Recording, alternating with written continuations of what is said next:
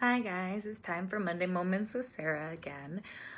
Today we're going to talk a little bit about music in the classroom and what that should look like. So a lot of us are really tempted to just put on our favorite music or our favorite song, or to put on the kids' favorite music, a favorite song, and we just kind of put it on all the time.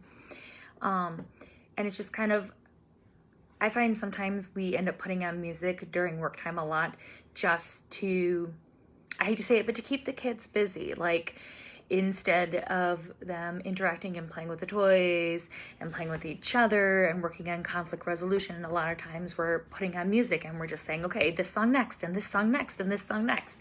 And it's just a way to get us through work time.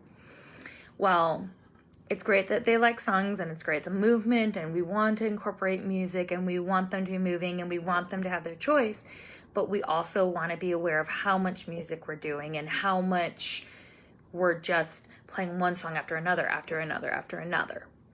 So I'm going to give a couple of really quick guidelines on music. So we do want to have active participatory music as part of the day. We want to do music during the day. We want music to be something that they're engaged in, that they're doing with us. It could be singing songs or playing instruments or moving and dancing to music. We want to have staff members who are comfortable with making music with children and who are knowledgeable about music development. We want live music and recorded music that's developmentally appropriate. We want equipment that we can play that recorded music on. We want to expose them to all different kinds of music and instruments from different cultures and parts of the world. We really want to vary that in the environment, between recorded music and live music and talking and silence. We want all of that in part of the day. What we don't want is music playing continuously in the background.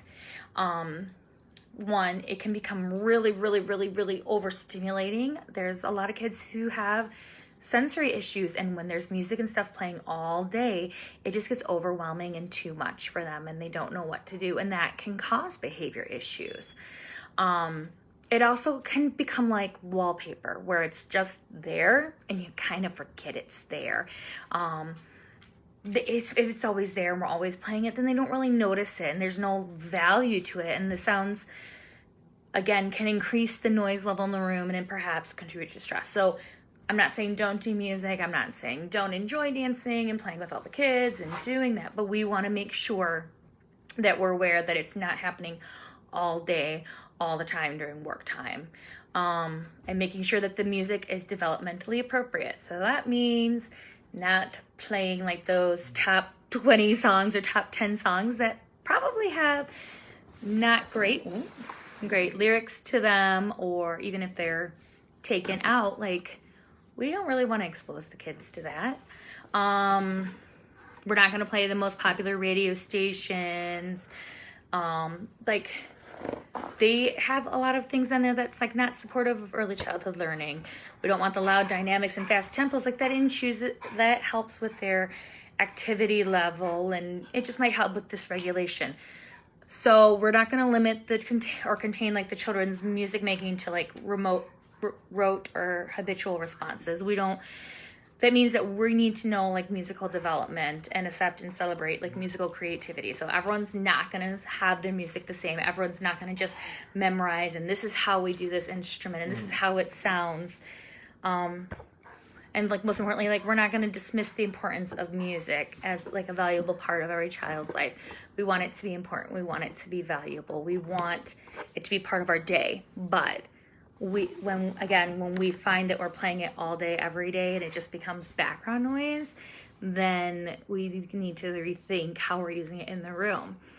So really, again, music should be used as a planned activity, or if the kids are really asking to do it, but not just all the time. It shouldn't be on all the time.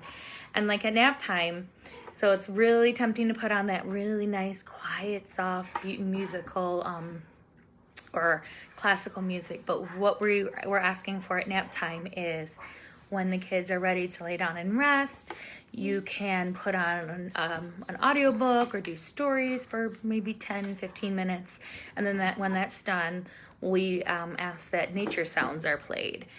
So no music, just nature sounds. It can be the sound of rain falling, or